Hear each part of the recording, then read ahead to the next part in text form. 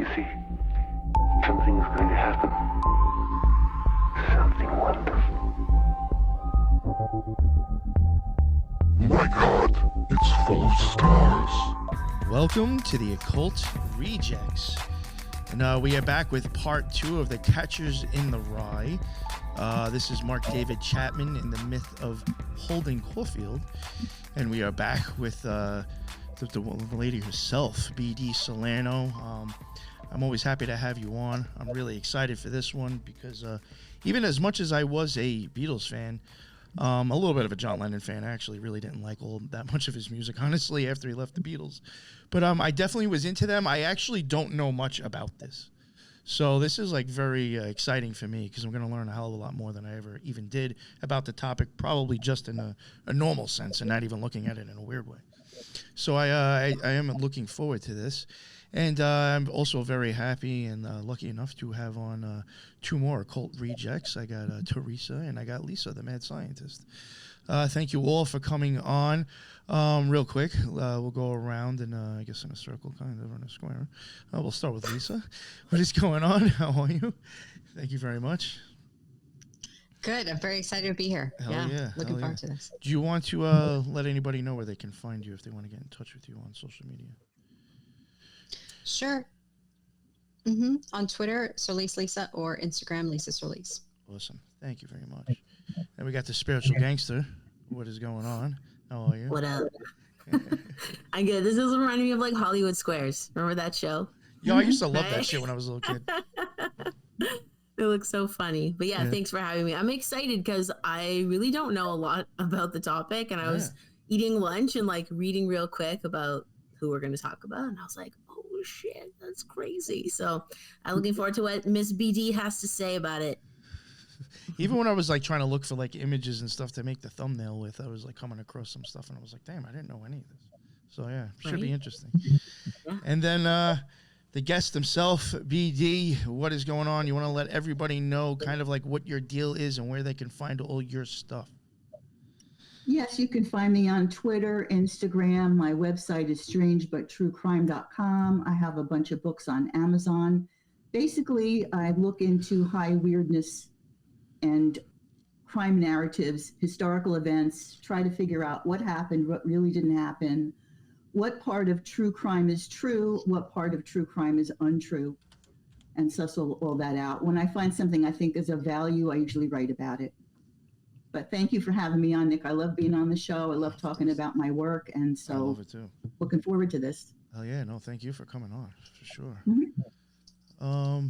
Did you want me to pull up the slides and just get going, or was there anything maybe you wanted to mention first before we get into this? Yeah, let me pick up where I left off in part 1. I talked about Robert John Bardo and the stalking murder of Rebecca Schaefer and how he was found to be carrying a copy of Catcher in the Rye, which, not to make a pun, but it's a catch-all for these suspicious murders that they seem to want to blame on a book influencing a man's mind to commit a stalking murder, as in Robert John Bardo, as in John Hinckley Jr., as in Mark David Chapman. And they even said that Lee Harvey Oswald had the book with him, which doesn't surprise me at all. So I wanted to do a deep dive into the Lennon shooting. I was a big Beatles fan growing up, and I remember the day that he was shot, and I worked in New York at the time, and the whole city was under this gray cloud. I remember going to work that day and people were like moving around in slow motion. It was really a massive shock and grief. And quickly, everybody pointed to Mark David Chapman because he was on the scene.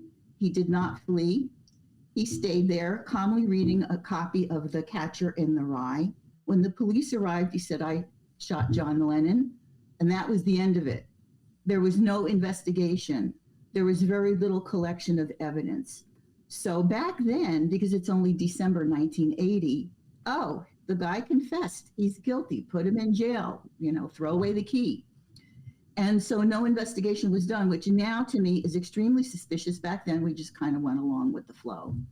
So going back to Robert John Bardo, I was looking at that crime, which happened in 1989, 9 years after Chapman. And for some reason, I worked back into Chapman because once I learned about the connections to the Catcher in the Rye, I couldn't avoid looking at Chapman and his connection to it. And there were all kinds of crisscross connections among all of them.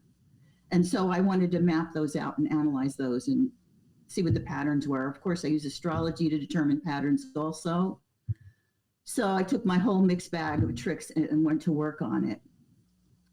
The thing about Bardo was that even though he committed his murder 9 years after Chapman, he did some of the exact same things that Chapman did, which is pointing me in the direction of something being scripted. Nothing in Catcher in the Rye told him to do that. And I'm going to go into that later on. And as I titled this, The Myth of the Catcher in the Rye, for a specific reason, because I'm going to go after that in a little while. Did they really try to hammer down that the book made him really do that? I'm just like, because, you know, that sounds like as silly as when they tried to pull off Ozzy Osbourne's song Made Me Do It. You know what I'm saying? It's like almost like, oh, we almost got people to buy what the book made. I mean, can we do that with people's music? And that just, I don't think it caught on as well as they hoped, if that was the case. But there's really good reason, well, not good, I think now, but there's compelling reasons why that could be, why that was actually used, that I'm going to talk about in a while. It was, I think I'll save that for the end, though. That's what I was going to work up to. But anyway, with the Bardo shooting, he did some strange things that Chapman ended up doing, and they called him a Chapman copycat. But there's more to it than that. The kid was programmed to a song Exit that I talked about in part 1.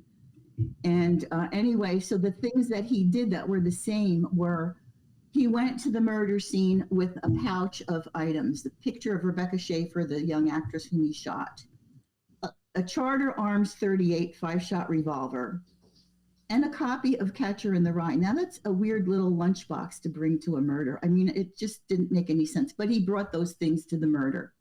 He showed up on her doorstep, but then left. She spoke to him briefly, and then they parted ways. He left. He went to have breakfast. He then came back and called her again. She had to come open the door because her intercom was not working. And at that point, he shot her. Why didn't he shoot her when he first showed up? Was he going off site to get instructions? Was he going off site to get the gun? Was somebody behind this? Was somebody telling him what to do? So those were very suspicious. And then he takes the copy of Catcher in the Rye and he throws it on the roof of somebody's house, or he tosses it aside when he's escaping. But he's picked up the next day. The thing with Chapman is he also goes to the Dakota apartments where John and Yoko lived on the day of the murders with a pouch containing the Catcher in the Rye book and the gun. And I don't know what the other items were, but he had a pouch just like Bardo had. And he shows up and John Lennon comes out. There's a bunch of fans waiting to see if John was going to come out that day. And he did, and he signed autographs. One of the autographs he signed was a copy of the album Double Fantasy that Chapman had bought that day to bring to be autographed. What's interesting about that is Chapman was not a Beatles fan. He didn't even own a Beatles record. He didn't care for their music. He didn't hate them. He just wasn't into their music. So he had to go buy the album to have it autographed. Now, what's behind that? So much as Bardo went and talked to Rebecca Schaefer that morning, Chapman goes up, talks to Lennon, gets the album autographed, and then they part ways. Chapman comes back later in the evening, about 10 of 11, when they come back from a recording session, and that's when he shoots him. So there are these times where they meet, but then they part ways, and then they come back and shoot the victim. So I thought, well, that's interesting, and that's in the Bardo comparison slide that I had set up. But those are the main points. So then I start looking into Chapman, the murder of John, his life, how they intersect, and then also I go into Catcher in the Rye because I really wanted to know.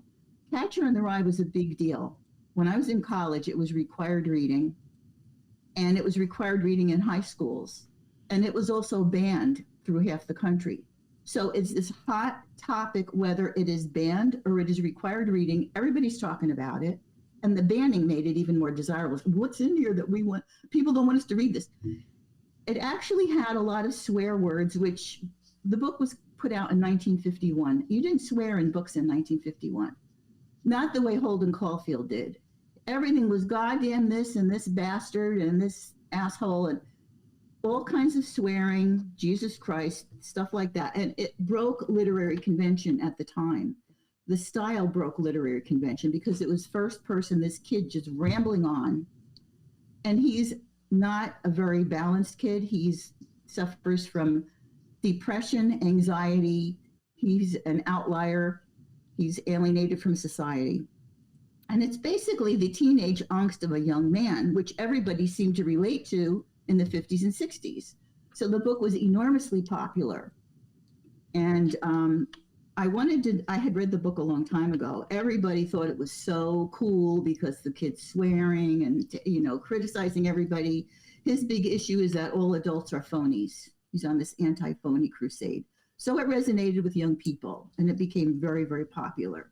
It also became used as this ploy in explaining why these young dispossessed kids shoot somebody or are encouraged to shoot somebody, which is not the case at all. That is not what happened. That is not what the book did. And I'm going to explain why I think that is so later. But anyway, getting back to Chapman, he didn't even read the book. He had a copy, but he didn't have it with him. When he went to New York to shoot Lennon, specifically with that purpose in mind, he was walking around Central Park, the Upper West Side, and he realizes he doesn't have the book with him. So he goes into a bookstore and he buys a copy of the book. Who prompted him to do that? Why he thought he had to do that, to be reading it on the site of the murder, I do not know. Anyway, I want to talk a little bit more about Chapman. You can put up his birth chart now, if you have that. Oh yeah, there's the headlines. Okay. Can you read that, or do you want me to make it bigger? No, that's fine. Okay. You had talked about geometric patterns and charts, and I said they did exist, and this is a perfect example. If you see the black, like an upside down T from the top, and then it goes across, like it intersects with lines going left to right, the black one. You know what this actually reminds me of? Tell you the truth, Yeah. I'm sorry to interrupt you, but it's like if you took a couple of those away, it would look like the twigs that were left on the kids at Delphi. I wouldn't be surprised. No, these make distinct patterns and they do mean things. This one is called the T-square. The T is upside down. It's a T-square. It's basically when three planets clash, and they are very difficult for the individual to work through the issues represented by those patterns. Chapman had a really troubled childhood. He was very close to his mother, but his father was extremely abusive. And by the way, his father was an Air Force officer, as was Robert John Bardos. Both fathers were in the Air Force. Although Chapman's, upon leaving the Air Force, he becomes a banker. First, he goes into the oil business because they're in Fort Worth. Then they move to Atlanta and he becomes a banker. So he has a poor relationship with his son. And because of the abuse, Chapman's mother takes to sleeping in Chapman's bed with him, because she's afraid the husband is going to abuse her. And Mark allows this and encourages this. So there's a really sketchy relationship between all three of them. And he is dead set on protecting his mother from his father. I don't know the extent of the rest of the relationship, but they did share a bed, which was kind of suspicious. Yeah, it's a little weird and Most creepy. people in this whole story are sexually ambiguous in some way, and that's an ingredient to somebody being mind controlled.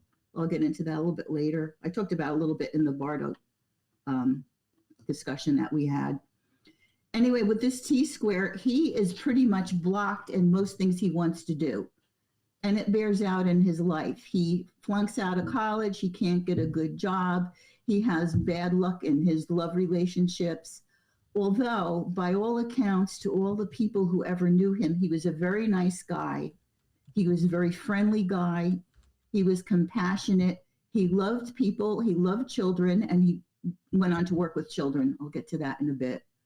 So here's this really nice guy, peace-loving, not violent, but he has these issues that are very difficult to get around. And one issue that is very strong in his birth chart is his eventual spouse. He marries a young Japanese woman in Hawaii named Gloria Abe. And she's a very suspicious figure, I believe, in the course of his life, and even now. And I'll get to that later. But just talking about the chart right now, she's supposedly very submissive, passive person, lets Mark take the lead in everything, except that the planet representing her is Venus in Aries, and there's no passivity in that type of personality. So I think there's some subterfuge going on with her identity, and that she's a problem for him. He doesn't know it, but she's a problem for him. I think she really got into his head, and there is an aspect between the two of them, which I call the on-off switch. She's either on and loving, or do this for me or else. There's this back and forth on-off that I see in the chart that describes his wife. So he has issues. He also has, and this came out in the other discussion, Chapman is a Taurus, but his moon is in Capricorn. And I talked a lot about Capricorn last time, how it could be considered the devil goat. You can have very evil intentions because you're by nature a very ambitious person. You want success. You crave power. You crave sex, material things, and you will work very hard to achieve those. And also by the nature of Capricorn, you can have a spectacular fall from grace. As I talked about Richard Nixon last time, Tiger Woods, different people. As it turns out, John Lennon also has a moon in Capricorn. J.D. Salinger has a sun and moon in Capricorn. It's all over the place. So that theme continues from Robert John Bardo and Rebecca Schaeffer right through this current narrative. Anyway, so with Chapman, he's a pretty good kid, but once he hits teenagerhood, he becomes a complete rebel. He starts taking drugs, and he talks about how he was doing LSD every single weekend when he was a teenager. He had a lot of trouble with school. He became what he calls a rebellious hippie. And that goes on for some years. And he reaches late teenagerhood, and he somehow gets into some religious group where there are pastors minding the flock whose background is in military intelligence. And they take young Mark under their wing. And there's one's name was Charles McGowan. I have the name of the other one, but I don't have it off the tip of my tongue right away. But there's a couple of them who are in military intelligence, and they take Mark under their wing. And so he becomes, in late teenagerhood, he becomes a born-again Christian, and he becomes very devout right away. And so they set him to work at camps where he is a camp counselor for children. These camps are sponsored by the YMCA, which stands for Young Men's Christian Association. And what that does is, it was a group that was worldwide that helped people and refugees in transition. They were in Asia when Vietnam was falling. They were in Beirut, where Mark ends up going for like a month. And they are known to be embedded with the CIA. They are known to be an intelligence operation where they took young, unsuspecting teens who were thinking they were going to help refugees, and they had them do simple intelligence tasks. Who's going to suspect a teenager walking through towns taking photographs or asking questions? So the YMCA admittedly was the CIA was admittedly using the Y for surveillance and intelligence operations. So it connects with these pastors that were helping Mark get over his problems. So Mark is in the YMCA in Georgia, and they ask him, where do you want to go in the world to help the refugees? And he says, Russia. But he doesn't get there. They send him to Lebanon. And when they sent him, it was the mid-'70s, and there was a civil war in Lebanon. It was a complete dumpster fire of a place. He couldn't even leave his hotel because there were bombings and gunfire right outside his hotel. And what he did was make tape recordings of all the gunfire and the bombing noises and sent them to his friends back home. Listen to where I am. And it was just kind of weird that he got off on that. So he's in Beirut for a month. He doesn't accomplish a thing. and they send him back home to Georgia.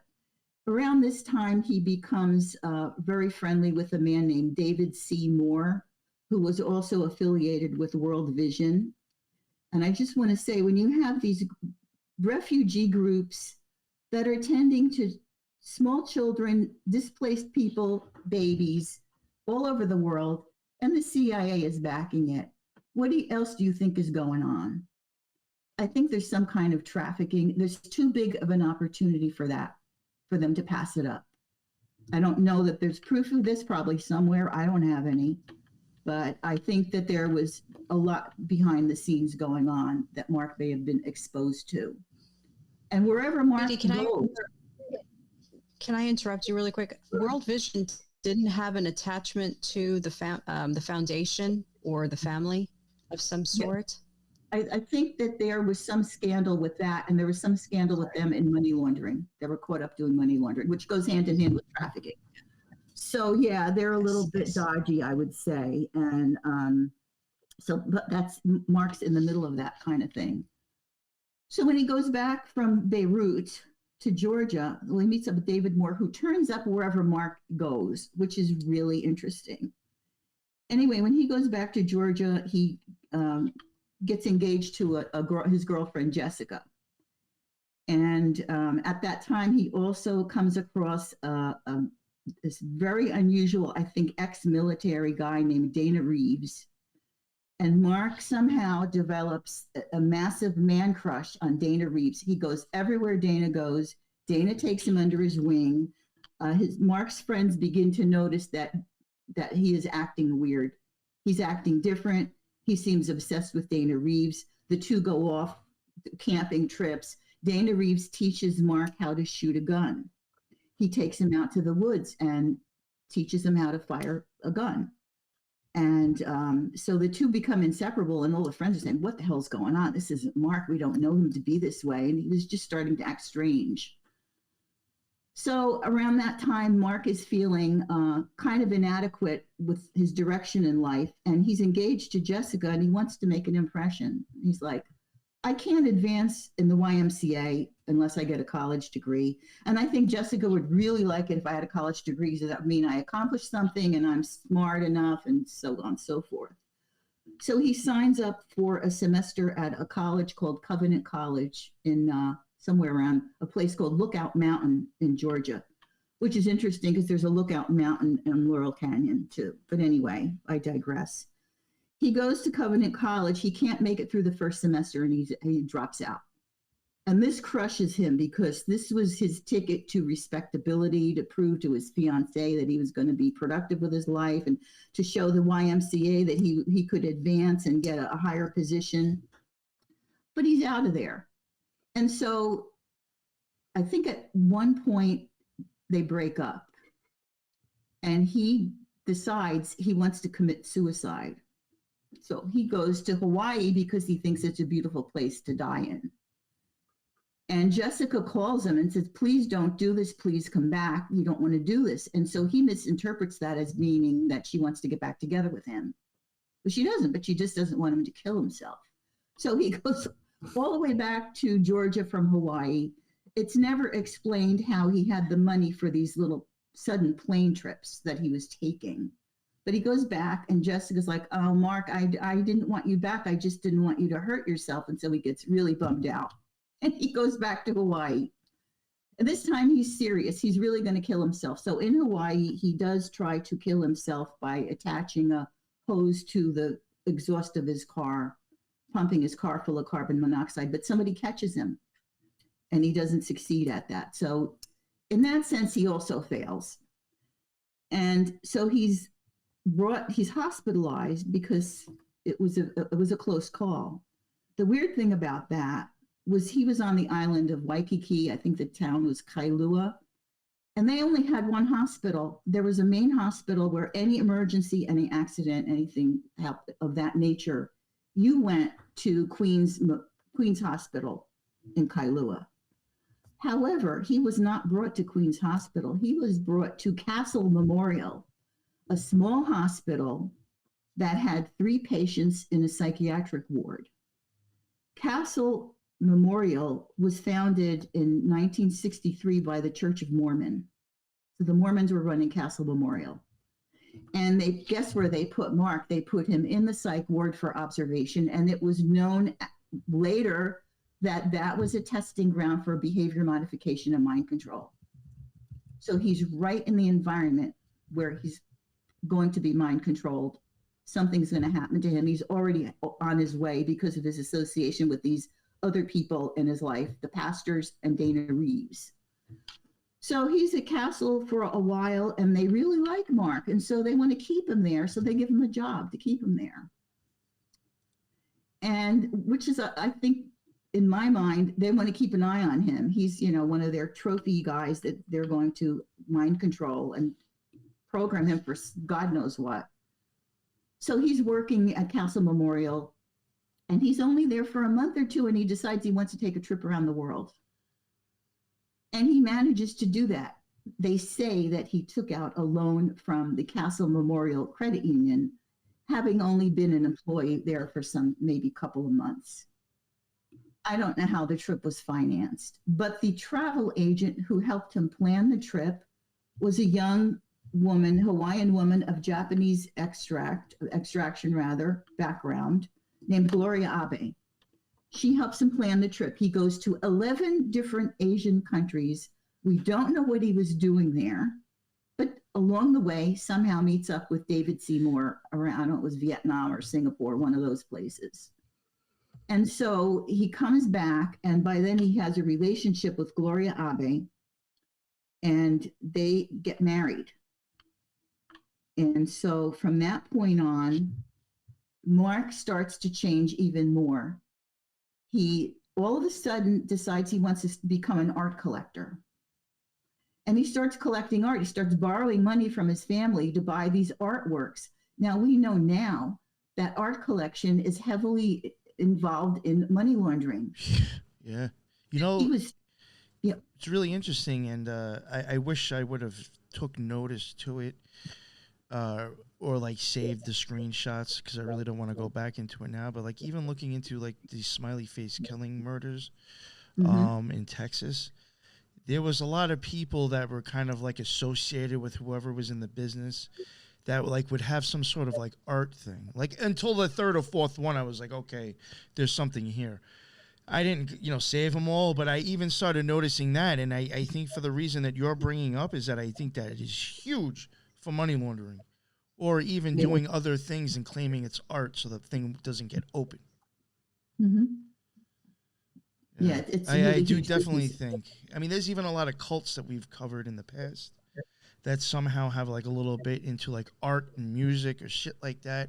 And I think the whole art thing is either a way of, I guess maybe having money, but not actual money. You know what I'm saying? You do have something of worth, actually. You know what I'm saying? But it's not cash. I think there's like stuff that they'll play with that. So it's like you're kind of fucking with money to save, I think, on taxes, and I think money laundering is, totally. Oh, yeah. And it's interesting that it goes back that far to where he was doing it in the mid-'70s. They probably started doing it even before then. I think it may have started as a means of smuggling, because they would take statuary and physical sculptures and put drugs in them and conceal different things in them. And then they got around it to where it could be for just laundering, not just physical smuggling. There's actually a lot of fake shit that actually gets pawned off, too. Oh, yeah. Legit. So, I mean, there's even that whole aspect of, like, actually just scamming people. I think, I think they found out, like, that might have happened to Hobby Lobby, actually, when they, I don't know what started it or the whole situation, but I think they ended up getting, like, questioned about, like, thousands of artifacts that they were buying. And I forgot what it was, but, like, for some reason, I think the government or someone got involved, like, looking into it. And I think some of them were even found to be, like, not even authentic. Mm-hmm. Or some shit like that. I don't know. But so something's definitely weird with artifacts and art and that whole shit with the occult. And just, I even think in organized crime in a sense. Yeah. Yeah. And it's for him to get into it out of the clear blue sky is just, I don't think he woke up one morning and decided to collect art. I think he had a lot of voices in his ear by that time. Probably. And getting back to Gloria Abe. She has an interesting byline. She was a Buddhist, and that came into the Bardo story, Buddhism, Tibetan Buddhism. She was a Buddhist, but when she married Mark, she agreed to convert to born-again Christianity to be with him. And but her background was really interesting. She was 6 years older than he was, and she, at one point in her life, had been very promiscuous, and she had dabbled in black magic. So I'm like, at what point did you leave off black magic and pick up with Mark David Chapman? Did you leave off black magic and pick up with Mark David Chapman? It's very dodgy, the whole situation with the people that kept coming across him. And even now, she does not allow any sort of access to him. He's in prison in upstate New York still. She is the conduit to Chapman. You cannot get to him unless you go through her. She doesn't allow him to be interviewed. She screens everybody that visits him, which is practically nobody. I don't think his own family ever visited him up there. And she controls everything about him, even now. So, and she had some really sketchy answers as to what was going on when he went to New York to kill John Lennon, supposedly, because I have a whole theory on that I'm going to talk about in a few minutes. Anyway, so he is in Hawaii, and then somehow, all right, he does his art collecting binge for a little while. And somehow he gets it in his head that he's going to go to New York and kill John Lennon. Literally, like he woke up that morning and that came into his head, or so we're led to believe. And he tells Gloria, and she doesn't tell anybody. She doesn't think it's serious or whatever. But he acquires a gun because of Dana Reeves. He knows how to shoot a gun and handle a gun. He buys a gun in Hawaii. I don't believe he bought the ammunition for it, but he has the gun. And in, I believe, November of 1980, he flies to New York. He scopes out the Dakota. He's going to shoot John Lennon, but he doesn't have any bullets in the gun. It's really weird. He was going to do this totally unprepared. So he goes back to Hawaii. Once again, quick trip, very expensive trip. He's working at a mental hospital and he can afford all these trips by airplane and hotels in New York. He did not go on the cheap. He stayed at the Waldorf Astoria. That's a super expensive hotel in the city. So he goes back to Hawaii, but he hasn't given up on the idea. Now, the weird thing about him and John Lennon, as I said before, he was not a Beatles fan. He liked Todd Rundgren's music. He didn't have any Beatles records. He didn't particularly like them or dislike them. He had no axe to grind with John Lennon. And yet he decides Lennon has to go. He has to be shot. So a couple weeks after that aborted trip, he goes back to New York. It's early December, but he goes by way of Chicago. Nobody knows really. There's a lot of rumors about what he's doing in Chicago. It's a stopover, but he spends 3 days there. And he said that he was bringing his grandmother home because she had visited him in Hawaii. And that seemed to be true from the references I read. But he's there for 3 days. We don't know what he did, who he met. He doesn't know. He doesn't remember. So he has that stopover in Chicago, and then he goes on to New York City for a couple of days. He doesn't have bullets for the gun. Apparently, during that time, you could fly with a gun as long as it was not in the passenger area. You could fly if you had a gun in your luggage that was checked. You could do that back then. That's how he got the gun to New York. But because of New York gun laws, he couldn't get bullets. What does he do? Hops on another plane. He flies to Atlanta, where he meets up with Dana Reeves, who is now a sheriff with the police in that area. I don't know if it was Atlanta. It was that area of Georgia. And Dana Reeves gives him 5 hollow point bullets to shoot John Lennon with. The thing about a hollow point bullet is that upon impact, when it strikes the body, it disintegrates, it explodes, and it causes massive internal damage. It does not exit the body. Once it hits the body, it's exploded, it's done. It's not going to go out the other side. Police used those types of bullets so that when they got into a gunfight, innocent bystanders would not be hit by bullets passing through the suspect. So he specifically wants hollow point bullets. Dana Reeves gives them to him. He goes back to New York.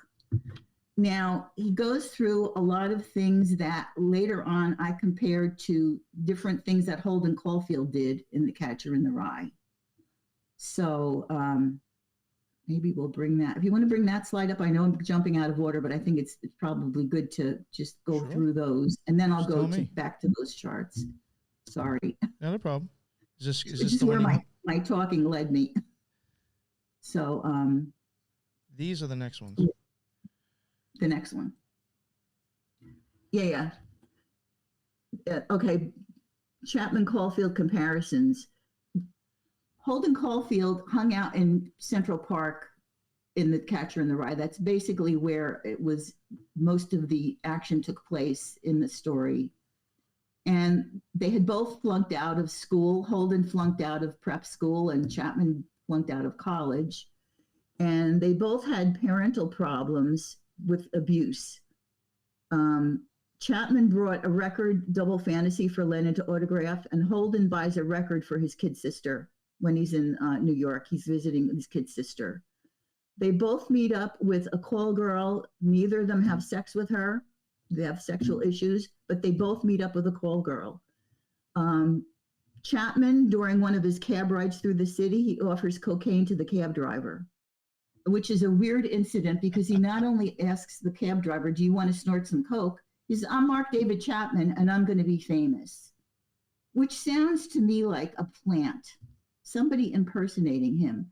There was enough evidence that this could have happened. There were other incidents where he did something in public and said, I'm Mark David Chapman. Like, make sure you know that name, folks. I'm dropping a name, which is what happened with Lee Harvey Oswald. He would have disturbances in public so that people would see him and know who he was. So Holden Caulfield offers to buy a cab driver a drink in the book. Chapman works with rescue children and Caulfield wants to save children. And then the whole thing about phony. Holden Caulfield hates phonies.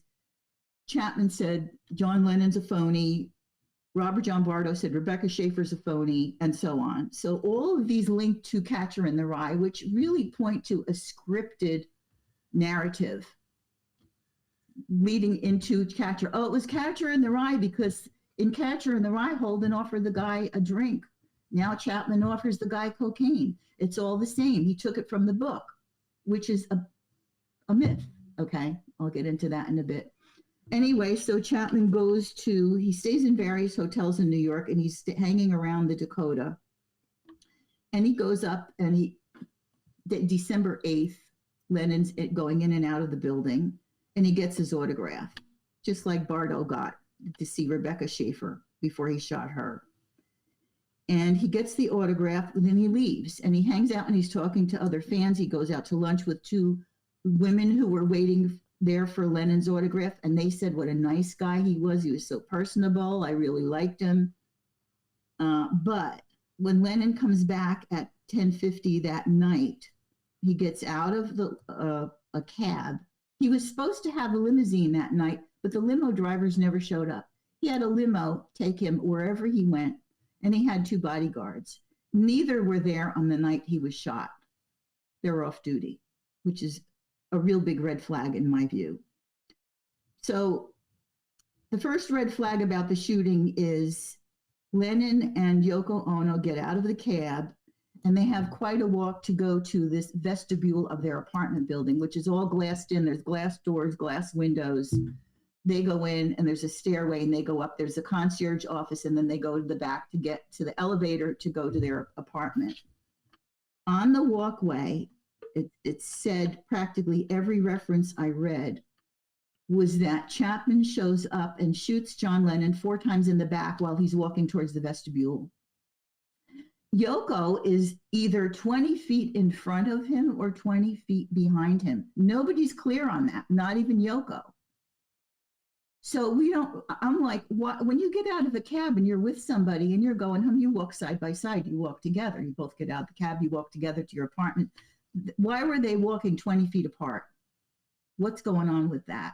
Why did they not remember who was where? The doorman wasn't sure. There was a concierge who was there who was not sure. So what takes place is Lennon is shot 4 times. He staggers through the vestibule and up the stairs, which is weird. The guy shot 4 times in the chest. That's mortal wounds.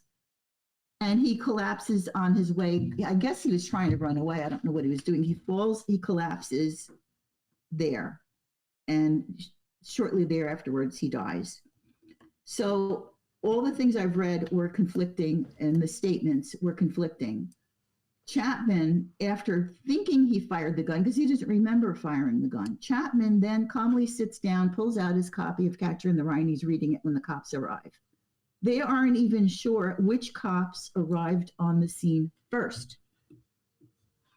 2 cops say they did, 2 other cops say they did. But it didn't matter because Chapman's there, and he had been seen. I don't think the doorman, his name was Jose Perdomo. I don't think the doorman saw him fire the gun, but what happens after that is really weird also. Perdomo says, "Get out of here, get out, leave." And I'm like, would you just saw a guy shoot somebody? You're telling him to run away? Don't you want him to be stopped? Why are you telling him to get out of there? Anyway, according to Perdomo, he wrestles the gun out of Chapman's hand. The gun falls to the ground. The concierge kicks it to the back of the vestibule. The gun got passed around, handled. I don't really even know where the gun ended up. I don't know what bullets were or were not in the gun, but I will tell you this. There's 5 hollow point bullets supposedly in that gun. 3 of the bullets entered and exited John Lennon's body. How does that happen with hollow point bullets? They're supposed to explode and stay in the body. So there were 3 in and out, and he was shot from the front. He was not shot in the back. He shot in the front with 3 bullets that went through, and I believe a 4th lodged in his body. There was something weird about that because a 4th bullet was found somewhere in his clothing, and it was a hollow point bullet. But the other 3 could not have been. There are 3 bullet holes in the vestibule glass window. So the researcher that I read was a very good book by a man named David Whalen, which is named Mind Games. It just came out a couple of months ago, and he did a really top job of investigating and finding documents that people had not looked into. Basically, the murder was never investigated. So it was open field. It was an open field for somebody to come in and investigate, although he couldn't get a lot of the documents. They're sealed. They are not allowed to be seen, even though it's an open and shut case. And Chapman pleaded guilty, and he didn't have a trial. He's sent off to jail for the rest of his life. And it was that simple. It really was that simple. They never took the 3 bullet holes in the glass vestibule window into evidence. They were dumped into the basement of the Dakota and just left there. That's major evidence. That's evidence that they were not hollow point bullets that struck John Lennon, and that John Lennon was struck from the front, and therefore bullets went out through the vestibule out into the area, the front area of the apartment building. John Lennon shot in the vestibule. He's not shot out in front the way everybody said. So I'm starting to think there's somebody else involved here. And so you want to put up the John Lennon shooting? Yeah, no, the one that's before that. That's before. Yeah, thank you. The one on the right. The chart of the murder is very revealing. And Nick, I have to say once again, there's a geometric pattern in here, which is kind of rare, but it says a lot. All the things, the little markings above that red circle, they're not planets. They aren't counted in this. When planets are bunched up like this, it's very significant. There's 360 degrees in the circle. These planets take up only 96 degrees, which is 1/4 of the circle. It's a very tightly compressed grouping of planets. Well, backwards, that would be 69. What was that? Or 69 backwards, again. Yeah. Numbers. I knew you'd get that. Yeah, well, like all the cancer and death and the keystone to the Masonic thing. I mean, I do think that could be like a number used for actually death in a sense.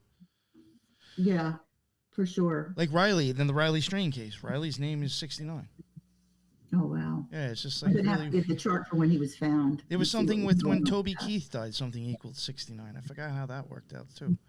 It was just like really weird.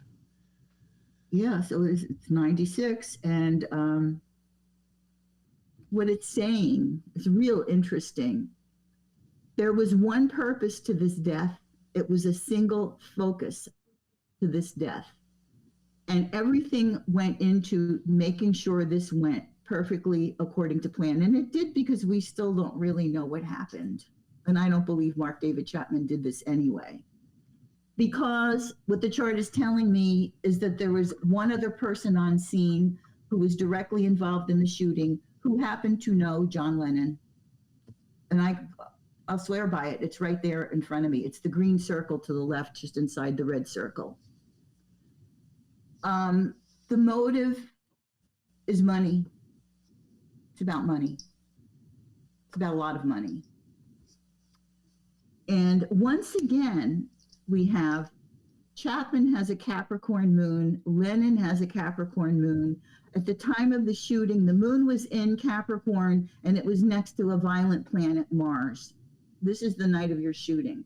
It's Capricorn all the way. It's that evil ambition that drives people to get what they want and to work towards it. Because Capricorn, remember, is the horny goat. I mean, the people want power, they want money, they want sex, they'll do anything to get it. There's a good side to Capricorn too, but we're not seeing it here. And we're not seeing it in all the other placements. It goes back to Robert John Bardo and Rebecca Schaefer with all the Capricorn in their charts. So you have, and when she was shot, there was a full moon in Capricorn. Here is not a full moon, but it's applying to Mars, which is violence. Gunshot violence specifically with Mars. It rules guns and metallic weapons. So that little wedge is very, revealing as to motives. Somebody that knew him, somebody that was able to set things up and set things in motion, and a lot of deception around it because you have a strong Neptune. And it was set up to also look like an assassination of a peace-loving leader, because the speculation always has been, well, John Lennon was doing peace protests, and he was mobilizing the youth of the country against the Reagan administration, and he was anti-war, and well, that goes a certain distance. But what I'm looking at is a money motive right here. So that's what I'm going to stake my guess on, my opinion on, for this particular chart here. Now, the next one I wanted to do was, I think you just showed it, was Lennon, Chapman Lennon, because I want to make a point about that.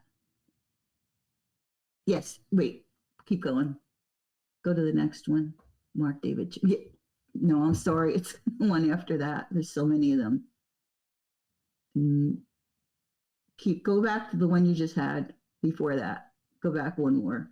Go back one more. Before that. Okay, I'm sorry about that.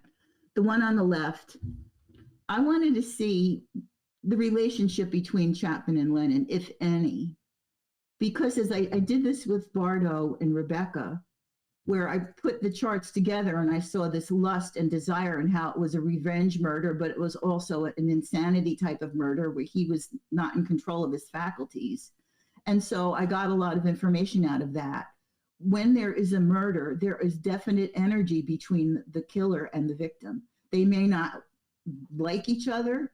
They may love each other. They may not know each other, but you can always see the interplay of energies. I mean, it's somebody taking somebody else's life.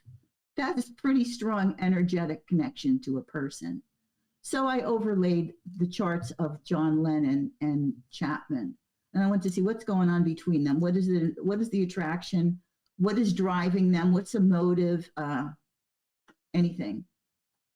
And I got nothing. I don't get an energetic relationship between these two men. I don't see a man who goes to great lengths to shoot his victim. It's not in here. What I do see is that blue line going down to the red, because the red is John Lennon's moon, which of course is in Capricorn. And it's telling me that the murder was a very famous incident that connected these two men together. And that's all it's telling me. And it's telling me there was a lot of deception involved in their connection. It is not telling me violence. It's not telling me that Mark David Chapman thought Lennon was a phony and he had to get rid of him and he shot him. It doesn't say that. There's no connection. These men were two ships that passed in the night, basically. That's it. I don't see a murder in this. And I've looked at plenty of these kind of charts. There's always a connection. When you kill somebody, that's pretty serious negative energy, and it's going to show up. You know, I was going to ask you a question before, and I think only, and it was partly because of stuff that was being said in the chat, and I think maybe Lisa mentioned about something with the bushes. I was thinking it just, could be a possibility, but now you're going into a few things that I think maybe kind of adds to my little crazy idea. But I have wondered about some deaths actually being faked so that people could also just get out of the public eye and maybe even move on to something else, or it's part of the script. And I have even wondered that about JFK. Mm-hmm. And Bush, a lot of people think he was associated with that. He wasn't too far from, from where it happened on the day, but says he doesn't remember where he was. So and I do wonder, sometimes, could the CIA, could they be occultists and really what they're doing is just giving the public a perception of something? It doesn't always have to necessarily be real. Maybe sometimes some people are taken out literally by the CIA, and maybe sometimes they just put on a magic show and put stuff on the TV and in the newspapers and make everybody think it happened. Mm-hmm. So, but what I'm getting at is that it seems interesting how there's connections to, I think, Kennedy with Bush, and I do question if that was actually real or not. And with this, I'm just thinking, the money connection, he got paid to do it. You know what I'm saying? There was even something else where you're saying there was really no connection. Yeah, because he was just all an act. This guy just happened to be the dude that was going to be the fall guy for John Lennon faking his murder. Yeah. It was just things that I was thinking, especially when you hear the Bushes. You have to start questioning what was really going on anyway. No, I have heard that rumor that Lennon faked his death and he's actually a musician in Canada. He's still playing as a musician in Canada under a different name. And of course, you can take that all the way back to Paul McCartney. Did he really die, and was he substituted out, switched out? The thing that intrigues me is I want to find a way where I can figure that out from these charts. Mm-hmm. That's something that I was starting to do a while ago. And I was like, I really think Michael Jackson, for example, faked his death. I really think he did. I don't know about Elvis. For all I know about Lennon, I don't know. But what I can say is it is not the way it was told us at all. I can go that far. But as for figuring out fakes, I'll have to go back to the drawing board with that one, because that's complicated. Oh, yeah, I would assume. Yeah. Tell you the truth, it's probably actually harder to pull that off. Very possible, for all I know. But it's probably actually harder to pull off faking a death than actually just, strategically taking someone out. Because if you really kill the person, there's going to be blood and a death, and people are going to see that. If you're going to fake one, you're actually going to have to make it look very realistic, or you're going to have to film this shit in a really good Hollywood studio and make everybody think that actually happened on the street, and just nobody happens to be around that was like, oh yeah, I was there. Yeah.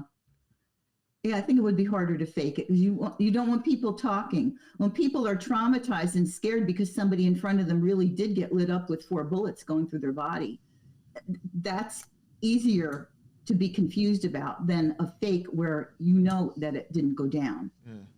It's easier to do the real thing, I think. But anyway, so that's the story of pretty much of the murder. And I think there was, as I said, there was no investigating. But when this author, David Whalen, did investigate, he came up with so many inconsistencies. It was unbelievable. So Chapman, to this day, he either doesn't remember, or he thinks he wanted to be famous, or which is a Capricorn thing, I have to admit. John Lennon annoyed him. He thought he was a phony. He regurgitates the same script every time. It's a little different each time, but now he doesn't even talk to anybody because Gloria doesn't allow it. So then I was intrigued to look into Catcher in the Rye. What is going on with all these stalker murderers having the Catcher in the Rye, which is said to be a manifesto for disturbed teenagers or a primer for the lone gunman, or it contains powerful neuro-linguistic programming, etc. And I did a deep dive into Salinger and the Catcher in the Rye, and I'm going to call bullshit on all of that. I don't believe that is what it was at all. So for that, I want to go a little bit into J.D. Salinger, who wrote The Catcher in the Rye. Really interesting man, really weird man, and we don't know that much about him. So, of course, he is a double Capricorn, and he has Venus in Capricorn. He's got 3 planets in Capricorn. And his story is that he pretty much was a failed writer for quite a while.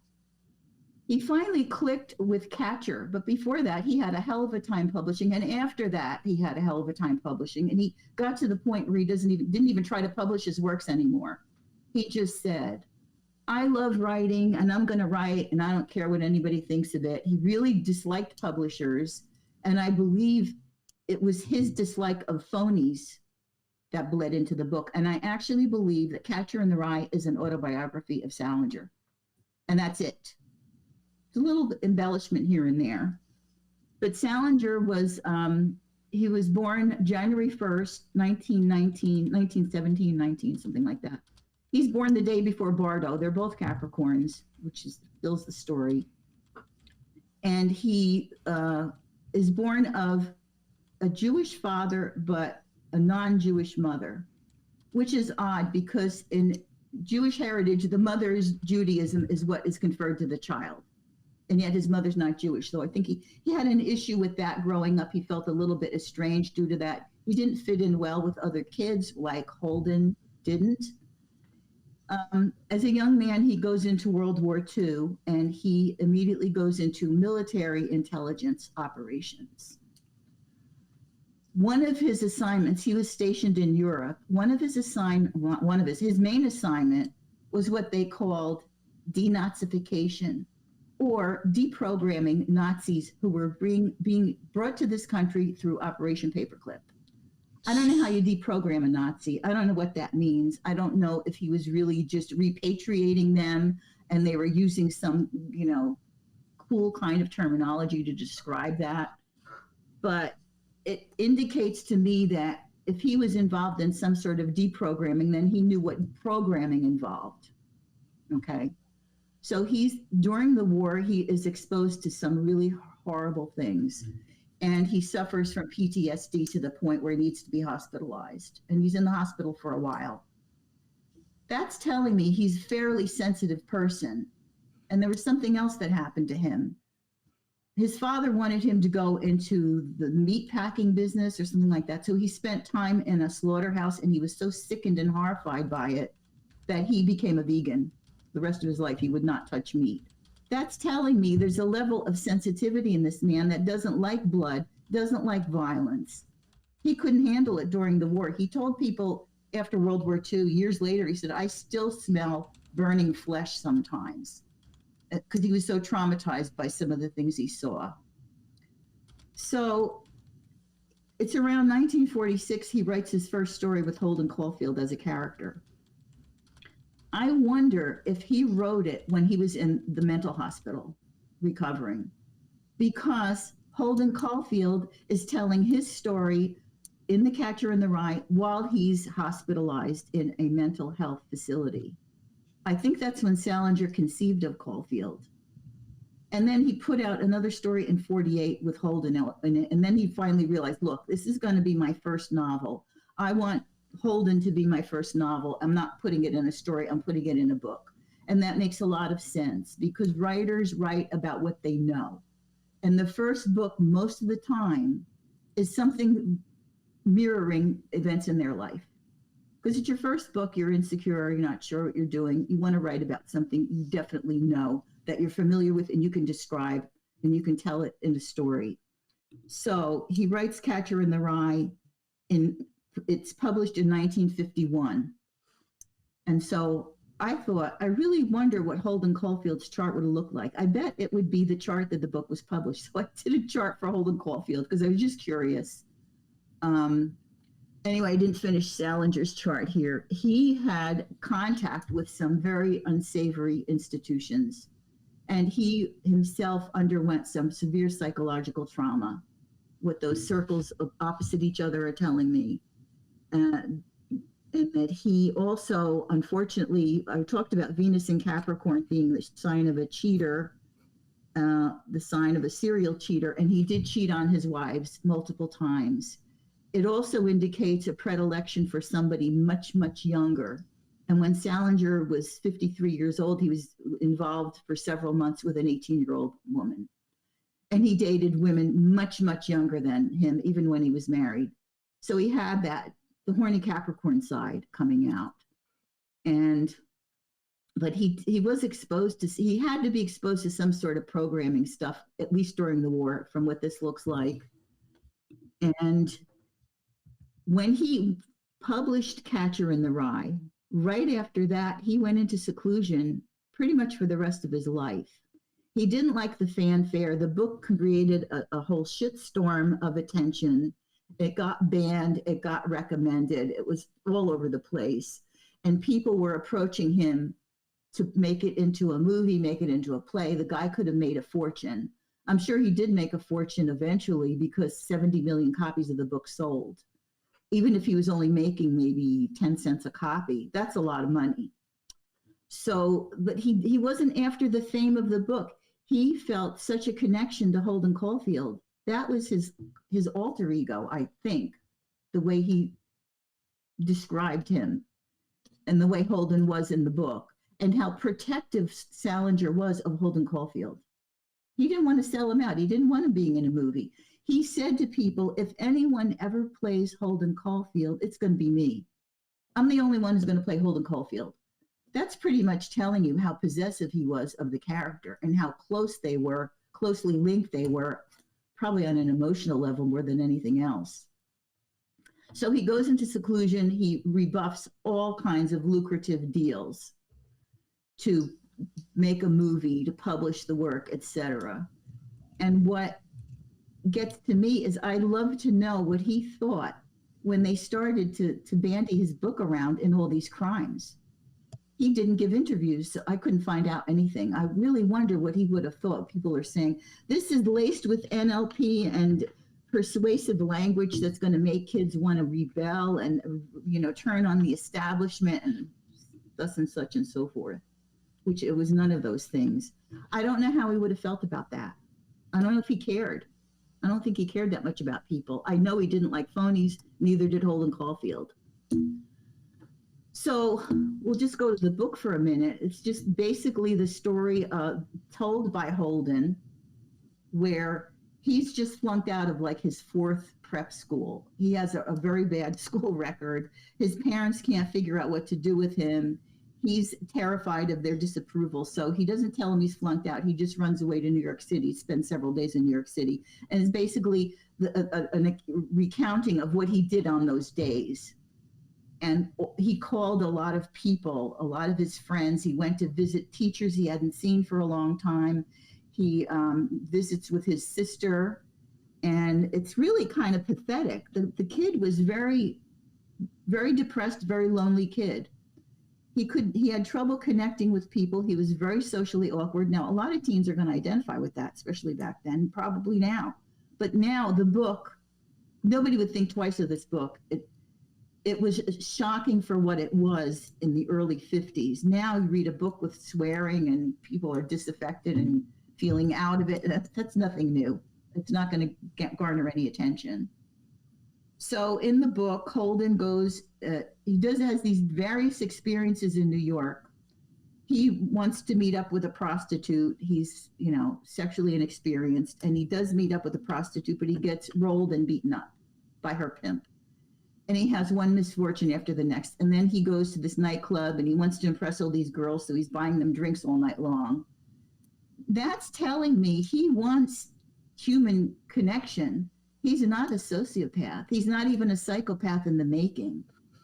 He wanted to be around people. He wanted to have a girlfriend. He called a lot of girls that he used to go to school with just to talk. And he would even say, you know, I didn't like her that much. I really didn't like her that much. She was really a pain in the ass, but I called her anyway because I just wanted to see how she was doing. This is not a sociopath. This kid wants to make connections. He just can't. He doesn't know how. And he struggles with it. And even when he has the call girl come to his room, he can't perform. He said, oh, I really just want to talk to you. I really just want to talk to you. And then she hits him up for $5 or something, and then the pimp beats him up. So you find out towards the end of the book some really interesting bits of information. Towards the end of the book, he's been looking up these different professors and people he knew, even in schools that he was let go from. He still remembered them. He still wanted to have a connection to them. He remembers an incident in a boarding school where a young boy was beaten up. And the way Holden says it is, something so horrible was done to him, I can't even tell you what it was. But after he was beaten up, he threw himself out of the window and committed suicide. And I'm thinking, what could be so bad? The kid must have been raped. The kid must have been raped by his peers. What would drive you to do that when you're a young man? I think that would do it. He doesn't name that. You didn't talk about sexual molestation then. Even though the book was banned, it didn't go there. So that's a little clue. And then Holden calls a teacher, and the teacher asks him to spend the night. And in the middle of the night, he wakes up and the teacher's fondling his head, petting his hair, stroking his face, and he freaks out and he leaves the teacher's apartment. But he says, I've had pervy things happen to me like that about 20 times. That's telling me he was molested. Holden was molested, and he was sexually ambiguous. He wanted to have a girlfriend, but he had these man crushes on this roommate of his. He couldn't get over what a handsome guy he was, and he had such a good body, and he had such broad shoulders and was so handsome. So he's sexually, he's ambiguous. He hasn't figured himself out yet, but he's also been molested, so he's vulnerable.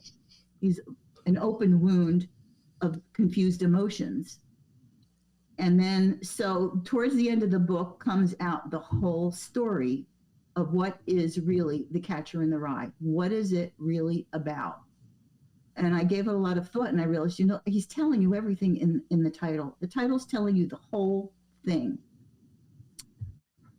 He is walking down Fifth Avenue in the city, and there's a young boy skipping alongside him, and he's singing this tune, If a Body Catch a Body Coming Through the Rye. And Holden hears that, and he's like so happy. He says, I'm so glad that kid is singing that song. We don't know why. But he's singing it wrong, because it's really comes from a Scottish poem by the Scottish poet Robert Burns, If a Body Meet a Body Coming Through the Rye. But the kid mistook the words. He says, if a body catch a body coming through the rye. So that sets the scene for some other revelations to come on later.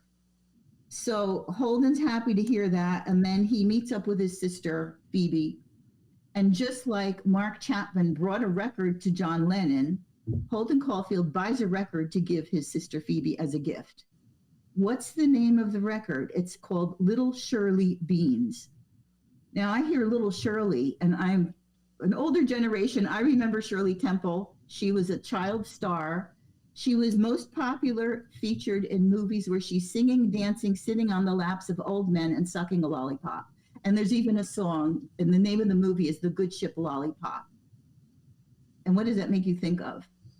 And she was reportedly molested, because kid stars that go through Hollywood, that's what happens to them. That's how they get where they're going. And she spoke of it openly later on in life. She actually became a congresswoman. She was in politics at one point. So this record, Little Shirley Beans, there's another clue there. What's going on? There are suggestions of pedophilia in the book. They don't go near it because you just didn't do that back then. But it's plain, and Holden himself has been subjected to that. So that's another ingredient to a mind-controlled kid. A mixed-up kid, sexually ambiguous, he was molested, he's open on so many psychic levels to being controlled, being manipulated, as Mark David Chapman was. So towards the end, Holden says he wants to give this record to his sister, but he breaks it by accident. He can't give it to her. At the end, he says, yeah, I remember that kid skipping along, and that's really all I want to do in life. All I want to do is catch the kids as they come through the rye. I want to catch the kids and keep them from falling off the cliff. I'm like, what? Where are they running from? Why are they running near a cliff? What does the cliff mean? It's some kind of a fall. Some kind of a fall, some kind of an accident, something that overtakes them. They can't control it. And why does he want to catch them? Why does he want to do that? And he says, I want to save the children. That's all I really want to do. So I started thinking a lot about that, and I started thinking about the cover of the book. And the first issue, thank you, Lisa, for giving me the copy that you had of the red cover, because that's what's shown here. I couldn't get that one. Yeah, I only could get this one. I couldn't get that one, but it's red. So I did a whole spin on what red could have meant, and then I come up with the communist flag. And I believe Salinger is saying a mouthful with this symbolism. Nick, you can put up the, if you could put up the, the red. This whole thing of this book being something that would take a young man's mind and make him think of murdering somebody, or could sway him over to some extreme political belief and action. It's a red herring. It's a distraction. The book did not do that. The book was reportedly full of neurolinguistic programming. I have some experience with NLP.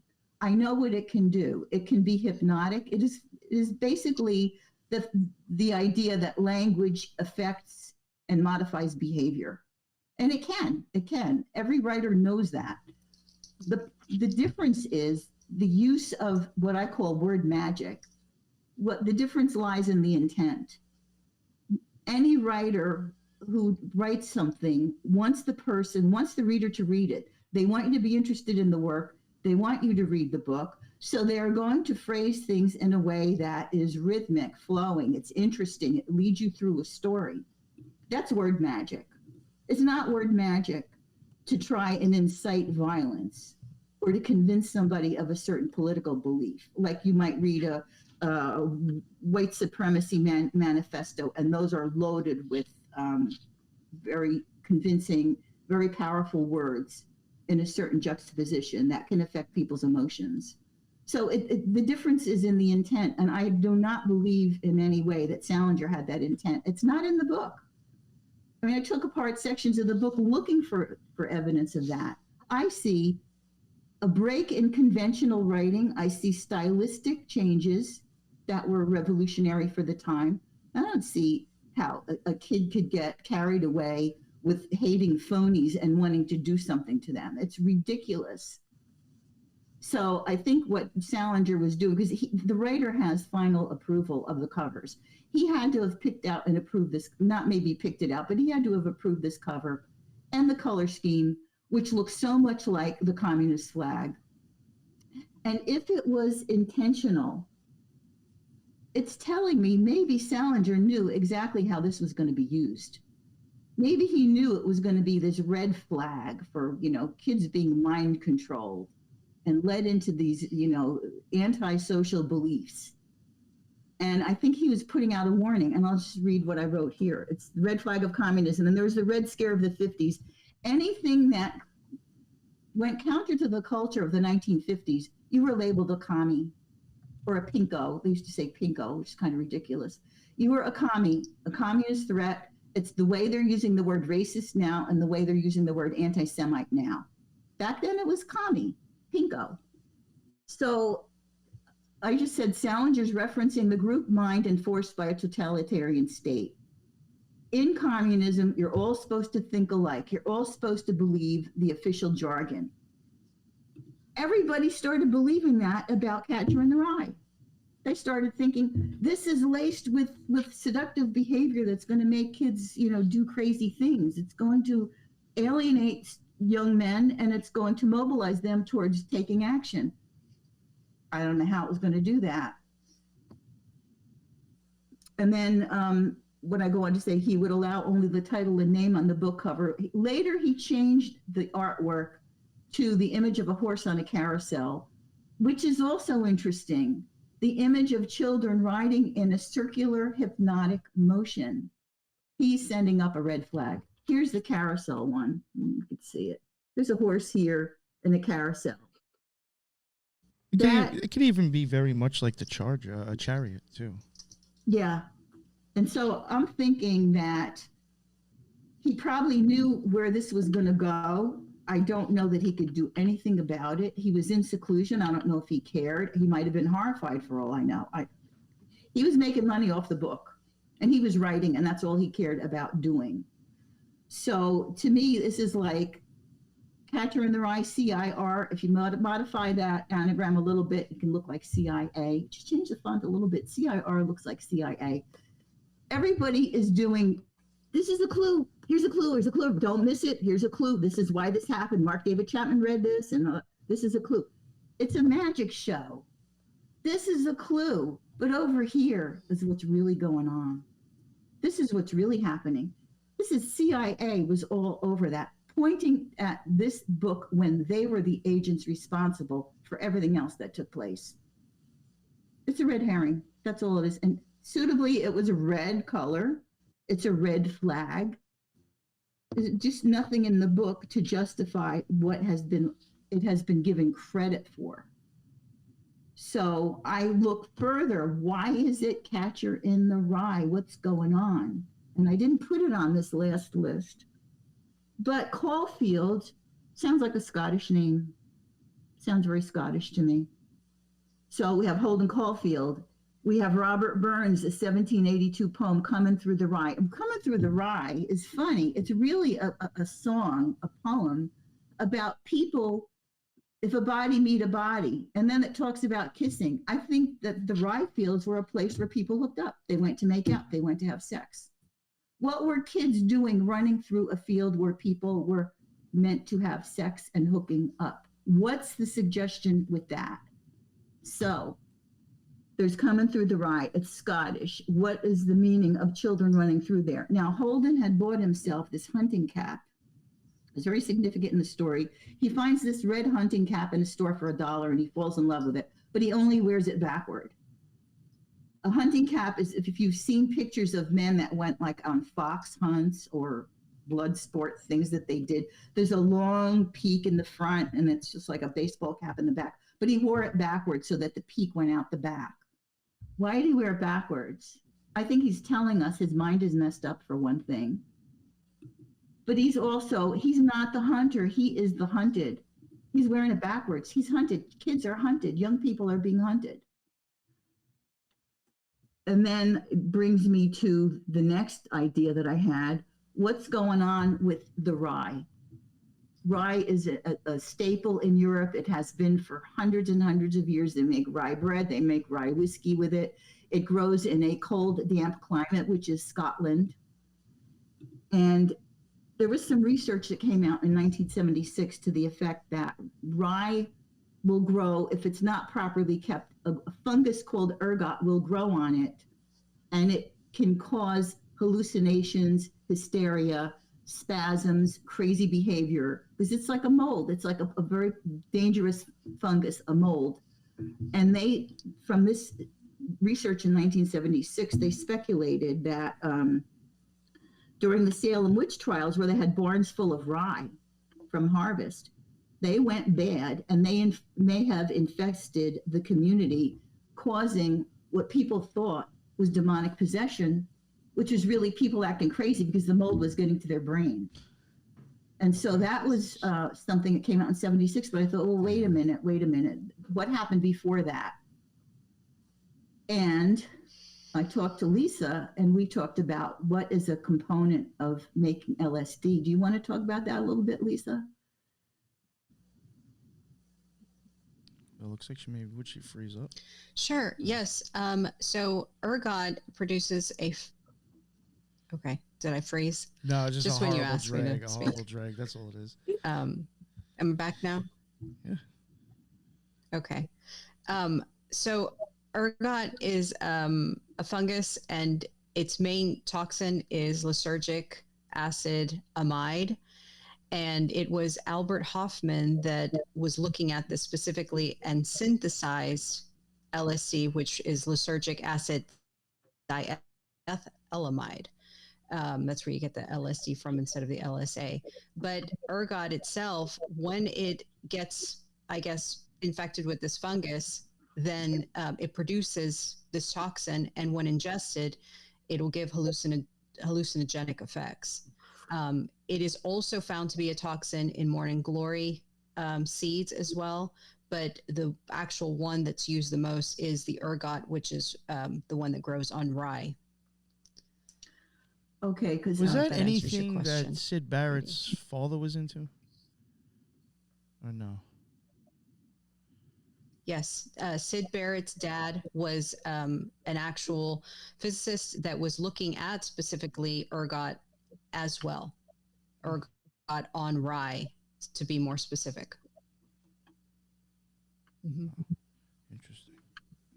Well, and also like rye is a grain like wheat, right? That you can cut with a scythe, just like in the communist flag too. Just weird, right? Yeah, so that, and they found out about its hallucinogenic properties in around 1943, right in sync with the war and what they were learning about Nazis and the programming and experimentation with LSD that was starting. Salinger would have known about that because he was in intelligence during the war. Yes, and he was working with before I forget, Sidney Gottlieb, who ended up becoming one of the main scientists for the CIA, had done experimentation, been working with USDA here in the States, and had been looking at the effects of ergot on grain contamination as well. And prior to that, he had been looking at the effects of vitamin C as well, which I believe there is a correlation that vitamin C enhances the effects of LSD, or at least believed to. So it's pretty interesting that they would have somebody who had intimate knowledge of LSD as well as vitamin C to be the head of certain programs, specifically scientific programs involving hallucinogens and LSD effects. Yeah. So I thought it was interesting that with this connection to rye and what's the meaning of running through the rye? Is Salinger referring to them being hypnotized in some way or mind controlled or affected, or they being experimented on with drugs, which is what happened. It started happening during the 1940s, these types of experiments, and he probably knew about them. So my take on that, this whole catcher in the rye, Mark David Chapman was working with children. He wanted to help child refugees. And so that links him to Holden Caulfield again. But Holden Caulfield is not a sociopath. He wants to help. Neither is Chapman, to be honest. He wants to help kids. He's afraid. He knows what might happen to them. So I think his book, in a way, is kind of like sending up a red flag. He's sending out a warning of sorts. And this is what can happen with children. This is going on. They're in a place where sex is going on, and they're not protected, and they're running around, and they might fall. Might fall to what? They might fall under a spell. Mm-hmm. So that's what I think. Why did he name it Catcher in the Rye? And so I have to go to the Scotland connection for that, which that's okay. So I covered what they called that kind of reaction to ergot, St. Anthony's fire, the hallucinations and the behavior. Because in the 1600s Scotland, there's a massive purging of so-called witches due to this behavior, which could have been brought about by rye contamination, rye, the fungus infesting people's homes. And another reference to Scotland, Dr. Ewan Cameron was the head of MK Ultra programming, which was installed at McGill University in Montreal. And he conducted numerous experiments with unsuspecting people at this hospital, I think Allen Memorial in McGill. And for years, he was subjecting people to horrific mind control stuff, electric shock, drug therapy. They didn't know what was hitting them. Eventually, in the 1990s, a whole spate of lawsuits were filed. The Canadian government put a cap on them at 750,000 Canadian dollars because they knew they were going to be losing gazillions of dollars if they didn't cap the lawsuits. A lot of people came out and spoke against it, and a lot of people were settled out of court for these lawsuits.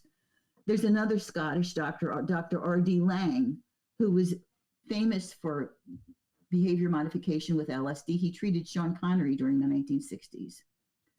And you also have the Scottish Rite of Freemasonry, another reference to Scotland, if you want to go there. So I kept getting connections to Scotland, beginning with Holden Caulfield's name. So is he referencing this? Is he pointing to this? I don't know, but I think there's a very strong reason that the book is named the way it is. And if you really read it with that knowledge, you would know that there's no way Holden Caulfield is a role model for anything subversive. There's no way. He wants to stop it. I think Salinger wanted to stop it through Holden. So that's my take on it. The book, is, with all the hype that's been given it's a big nothing burger. It's a book about a messed up kid that is semi-autobiographical. Okay, there's a really weird connection that I made while you were talking, BD. So something you said reminded me of the movie Field of Dreams. Mm-hmm. Remember how the book is banned? Terrence Mann is this fiction. Well, he was a real person, but is the author in the movie. But did you know that in the original novel, the author is supposed to be J.D. Salinger, and the book that is being banned is Catcher in the Rye? And that's who they're talking about. And is that because J.D. Salinger threatened to sue the movie for using his likeness and name, they switched it out to this fictional Terrence Mann, right? Mm-hmm. Also, the novel that was being banned in question was supposed to be pushing ideas of promiscuity, godlessness, racial blending. And then Annie, the wife, speaks up in the meeting at the school and is like, "You Nazi cows," right? She talks about that. So you have like the communism and the Nazism thing. And then also Field of Dreams is a movie about a guy who hears voices in a field. Yeah. Right? Like, I don't know. I just find that like super weird. Also, the name of the main character, Ray Kinsella, is like is a Gaelic name. Right. So I thought maybe something with the Irish-Scottish business. Yeah. I don't know. That's weird to me. It's one of my favorite movies as a kid too. Mm-hmm. Damn. I have a quick connection. In speaking with you when we spoke about this last, it kept playing in my head. So apparently, and correct me if I'm wrong, apparently it was 5 bullets that John Lennon, that was meant for John Lennon, right? Mm-hmm. Mm-hmm. He was using a 38 special, 3 plus 8, or 8 minus 3 is 5. So 5 and 5. It happened in 1955, right? Apparently, according to his interview with Larry King, Mark David Chapman said that he took 5 steps forward before firing. And then Nick always says this, TIF Fred is 5, right? No, 6. And 6, sorry. Apparently it's 6. Okay. Yeah. Never mind. Then it totally just kills everything. No, I'm just kidding. But my thesis was this, that Mark David Chapman said that he had met with a girl named Jude prior to meeting with John Lennon, and he had lunch with her. Mm-hmm. And it reminded me of the song Hey Jude that Paul McCartney wrote for John Lennon's son as a consolation for John Lennon's divorce, right? And so to me, it's just this whole thing about children going over and over. And then the whole 41 Bush, 4 plus 1 is 5. It just seems like 5 just repetitive throughout this entire storyline. And then with LSD, which, kind of ties in The Catcher in the Rye, it was first synthesized in 1938. So 8 minus 3 is 5. So yeah, that was the whole, tying 5 together. It would have been great if Tiferet was 5. Tiferet was child 5. Well, I mean, 5 would be chaos and war and shit. So I mean, it's fitting anyway. Especially, I even think gunshots. The other gunshots. Because I rewatched his. I rewatched his interview with Larry King, and he had mentioned something about that there was a reporter there, and that the reporter was kind of encouraging him to stand or get up to John Lennon and get an autograph. And that when he had gotten John Lennon's autograph, this is according to his interview, so I don't know how truthful, because he sounds like so rehearsed and methodical in his recounting. So I'm sure it's, now a story for him.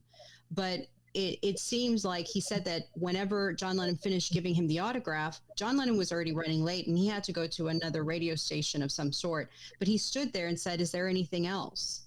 And he's like, "Why would this man ask me, is there anything else?" It's almost like he knew that I was going to kill him, because it almost, this is according to what he told Larry King.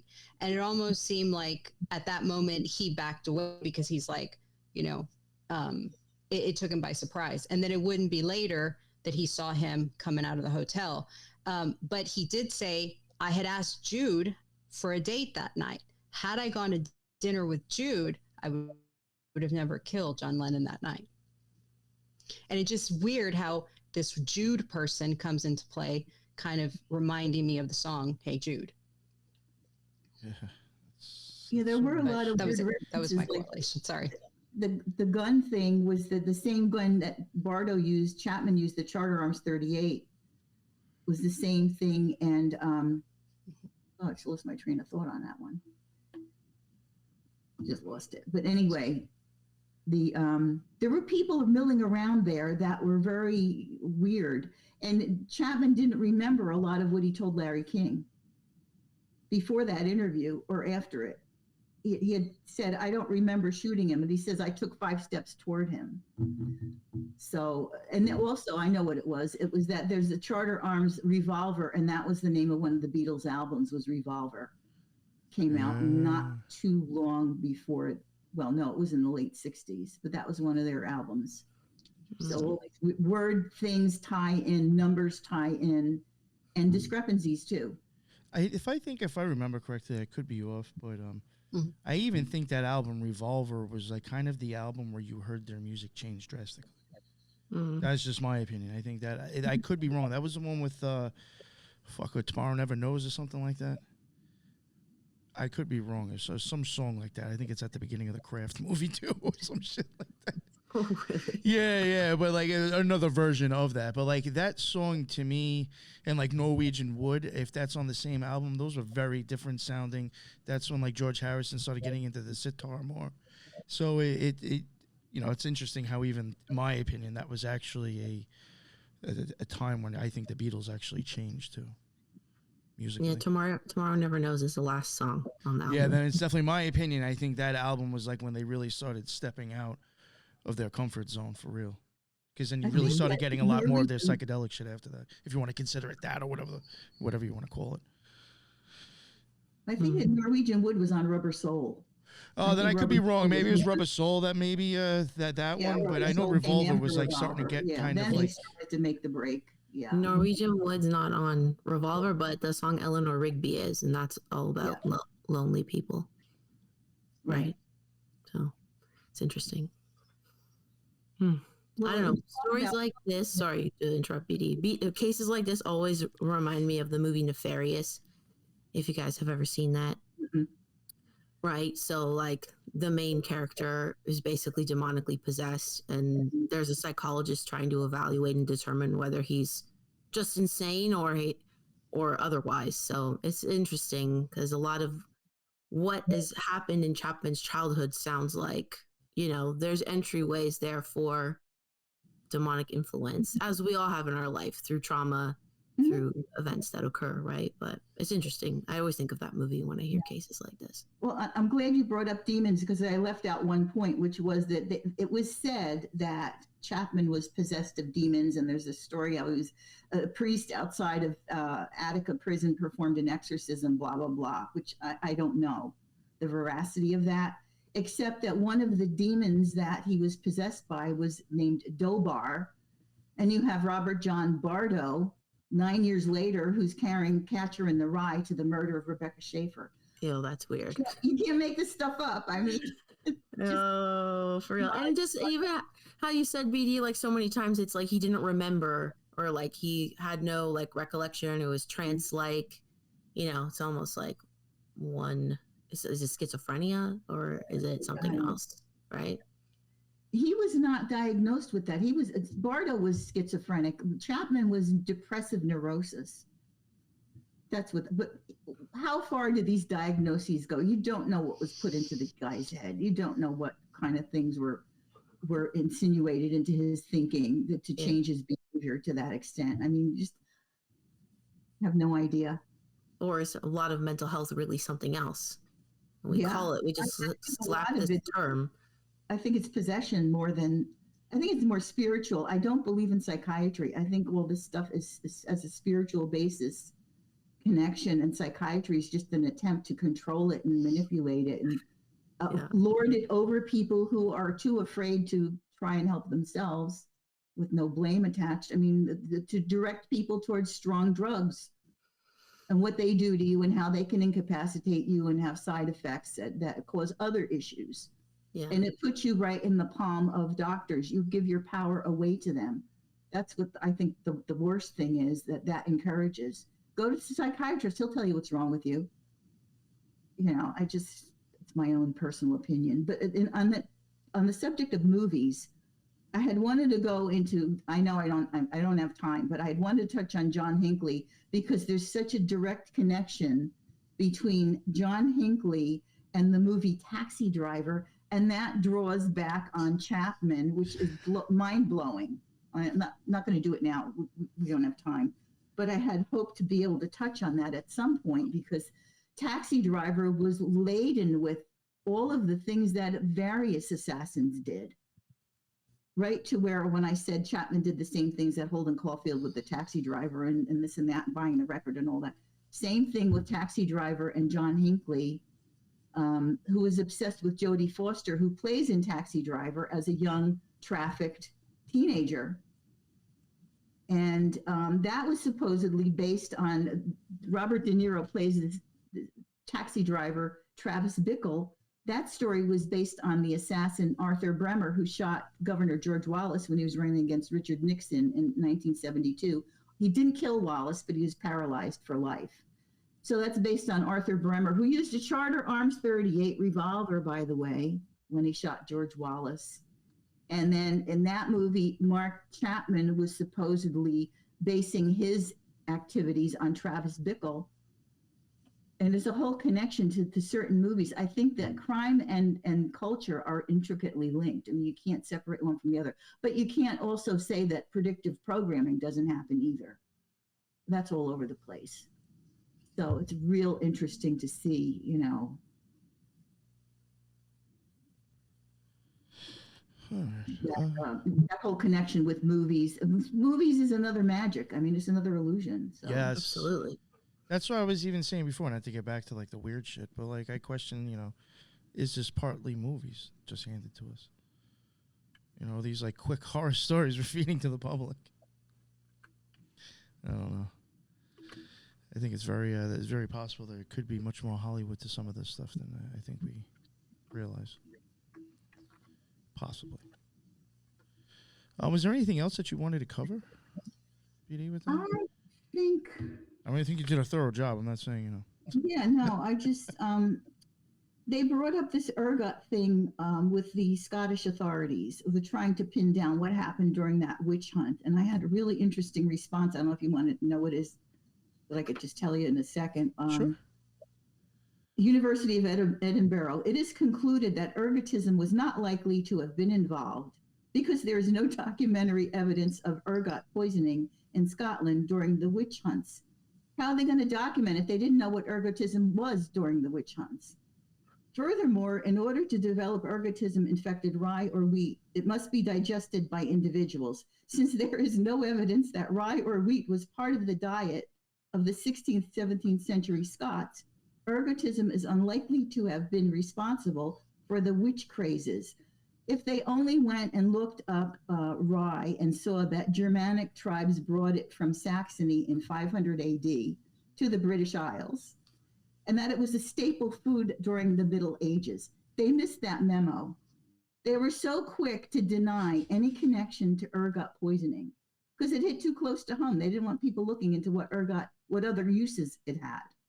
So that's University of Edinburgh. Thanks, gentlemen and ladies. I thought that was funny. It was like they'll jump on something so quick to quash it when it's actually probably very relevant. And you know what I'm wondering if not so much, I mean, I'm sure that people may be spazzing out a little bit on it.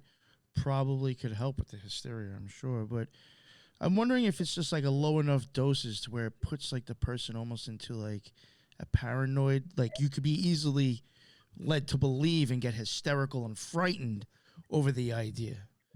You know what I'm saying? Like maybe like even hearing that that's a possibility going on while you're slightly buzzed on this shit might freak some people out and you'll be demanding for justice just to feel safe.